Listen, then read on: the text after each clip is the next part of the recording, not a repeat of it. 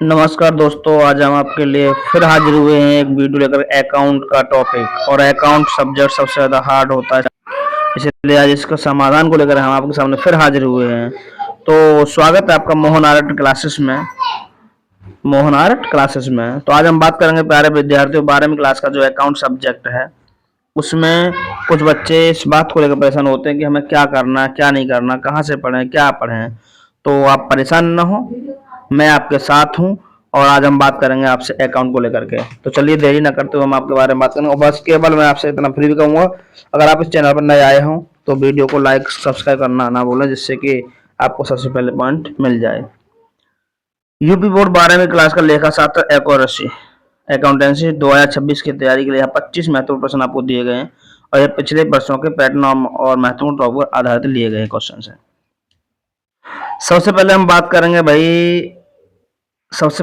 करेंगे अति लघु उत्तरीय प्रश्न, वेरी शॉर्ट क्वेश्चंस, 2 नंबर का जो आता है।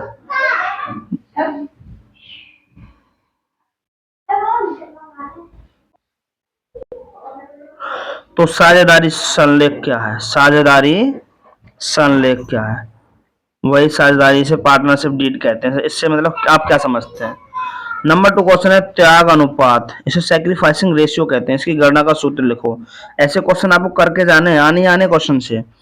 पूर्व मूल्यांकन खाता रिवोल्यूशन अकाउंट कब बनाया जाता है? इस पर विशेष ध्यान दें प्यारे विद्यार्थियों। अगला क्वेश्चन नंबर 4 गुडविल, इसको ख्याति कहते हैं। गुडविल को परिभाषित करो। नेक्स्ट क्वेश्चन है आपका भाई, स्थिर पूंजी और परिवर्तनशील पूंजी खाते में कोई 2 अंतर बताओ। स्थिर पूंजी और परिवर्तनशील पूंजी खाते में कोई 2 इंपोर्टेंट मतलब जो आपको डिफरेंस बताने हैं। छठा क्वेश्चन है आपका अंशों का निर्गमन, इश्यू ऑफ शेयर्स से आप क्या समझते हैं, इसका क्या आशय है? ये 2 नंबर के क्वेश्चन है, अति लघु, इसलिए आपको पढ़ के जरूर जाने हैं। अंशों का हरण फॉर फीचर्स ऑफ शेयर्स किसे कहते हैं भाई? अगला क्वेश्चन है आपका अधिकांश अंश, जिसे राइट शेयर्स कहते हैं, ये क्या होते हैं? अधिकांश अंश राइट शेयर्स क्या होते हैं? इन पर विशेष ध्यान दीजिएगा, पढ़ करके जरूर जाने हैं। अगला है जी नौवा क्वेश्चन, ऋण पत्र डिबेंचर्स की परिभाषा बताइए। इसकी आपको डेफिनेशन लिखनी है कि ऋण पत्र की परिभाषा दीजिए। ऐसे क्वेश्चंस प्यारे विद्यार्थियों एग्जाम में देखने को मिलते हैं, तो हम वहां को भूल जाते हैं। तो इन क्वेश्चंस को जरूर याद कर लें, जरूर से जरूर याद कर लें। यहाँ आपको पिछले 10 वर्षों का विश्लेषण दिया गया है, पिछले कई वर्षों का पेपर का। तरलता अनुपात क्या है? मतलब लिक्विडिटी रेशियो के 2 मुख्य प्रकार बताइए। अब बात करेंगे हम लघु उत्तरीय प्रश्न की। किसकी बात करेंगे? लघु उत्तरीय प्रश्न की बात करेंगे। और लघु उत्तरीय प्रश्न बहुत ही शॉर्ट क्वेश्चन जो 5 नंबर का आता है वो होते हैं। नंबर 11 साझेदारी की मुख्य विशेषताएं, इंपोर्टेंट क्वेश्चन है भाई, साझेदारी का क्वेश्चन आता ही आता है। साझेदारी की मुख्य विशेषता बताइए। ख्याति के मूल्यांकन की औसत लाभ विधि, जिसको एवरेज प्रॉफिट मेथड को समझाओ, इसका मतलब क्या है? अगला क्वेश्चन है जी, एक नए साझेदार के प्रवेश पर किन किन मदों का समायोजन किया जाता है? एक नए साझेदार के प्रवेश पर किन किन मदों का समायोजन किया जाता है? इस पर विशेष ध्यान देना। अगला है वसूली खाता और रियलाइजेशन अकाउंट और पूर्व मूल्यांकन खाते में क्या अंतर है? ऐसे क्वेश्चंस ज्यादा पढ़ के जाए, डिफरेंस वाले आने वाले क्वेश्चंस है। 15 का क्वेश्चन है भाई आपका कि पूंजीगत संचय और संचित पूंजी, इसे capital reserve versus reserve capital में क्या अंतर है? इस बात को याद रखना। पूंजीगत संचय और संचित पूंजी में व्हाट इज द डिफरेंस, ठीक है ना?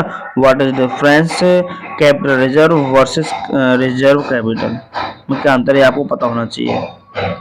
अगला क्वेश्चन है भाई आपका अंश और ऋण पत्र में कोई 5 प्रमुख अंतर बताओ। कोई 5 प्रमुख अंतर बताने हैं। अंश और ऋण पत्र में कोई 5 प्रमुख डिफरेंस बताने का क्वेश्चन बहुत बढ़िया है, पढ़ने वाला आने वाला क्वेश्चन याद रखना मतलब।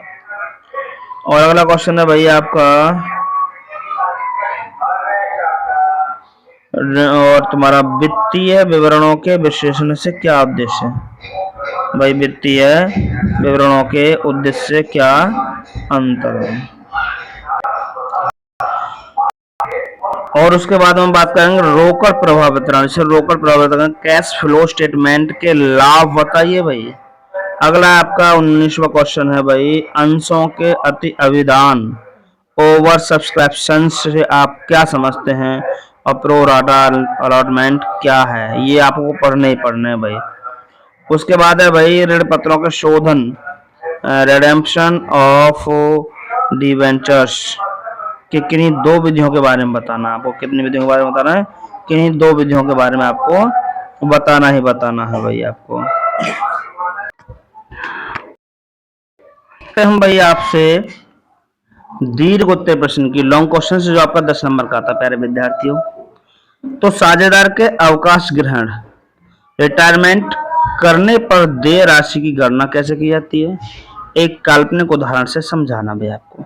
ये लॉन्ग क्वेश्चन है, ये वो क्वेश्चन है ये पेपर में आते ही आते हैं। लैंग्वेज बदल के आता आ जाओ कोई प्रॉब्लम नहीं है, लेकिन आने ही आने हैं। इनके बिना पेपर आपका नहीं बनता प्यारे विद्यार्थियों।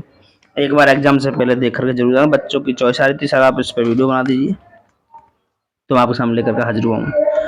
अगला भाई क्वेश्चन है, अंशों के हरण और उनके पुनर्निर्गमन रीइश्यू की विस्तृत जनरल प्रविष्टियां दीजिए भाई। ये भी आपको बताना है। और 23वां क्वेश्चन है, कंपनी की बैलेंस शीट का प्रारूप फॉर्मेट कंपनी अधिनियम 2013 के अनुसार बताइए, बनाइए। ये भाई कंपनी का जो बैलेंस शीट वाला ये क्वेश्चन बहुत ज्यादा इंपॉर्टेंट है। ये आने वाले क्वेश्चन है, आपको पता होनी चाहिए ये सब चीजें। कंपनी का जो बैलेंस शीट है, बैलेंस शीट वाला क्वेश्चन आता ही आता है। और अगला क्वेश्चन हम आपके सामने बता रहे हैं आपको, अनुपात विश्लेषण, रेशियो एनालिसिस क्या है, अनुपात विश्लेषण क्या है, और लाभदायकता अनुपातों, प्रॉफिटेबिलिटी रेशंस की विस्तार से चर्चा कीजिए। ये क्वेश्चन बढ़िया है। अगला क्वेश्चन की बात करेंगे, साझेदारी फर्म के विघटन। भाई साझेदारी जो फर्म होती है, साझेदारी जो फर्म होती है उसका विघटन, डिसोल्यूशन की दशा में खातों को बंद करने की प्रक्रिया को समझाओ। तो प्यारे विद्यार्थियों ये क्वेश्चन आने वाले क्वेश्चन हैं। इन क्वेश्चंस को 100% आप इनको याद कर लें। मैं वायदा करता हूं इससे बाहर आपका पेपर नहीं जाएगा, नहीं जाएगा। और तैयारी के मैं कुछ आपको विशेष टिप्स भी बता रहा हूं।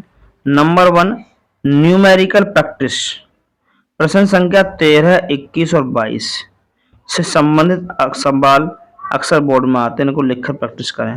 देखो मैंने कहा 13, 21 और 22, मैं आपको दिखा रहा हूँ 13, 21 और 22।